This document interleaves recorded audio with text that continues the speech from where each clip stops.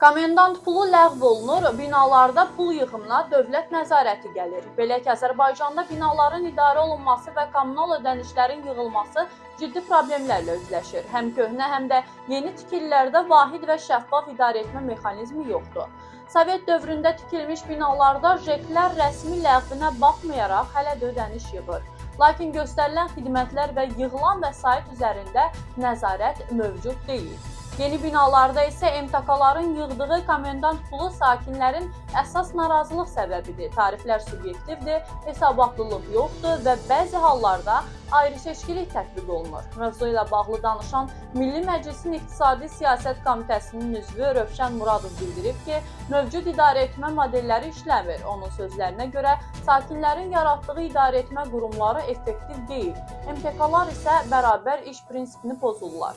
Deputat çıxış yolu kimi kommunal xidmətlərin yığılması və idarə olunması üçün vahid publik hüquqi şəxsin yaradılmasını təklif edib. O, həmçinin bələdiyyələrin binaların saxlanılmasında üzərinə düşən vəzifələri yerinə yetirmədiyini də qeyd edib.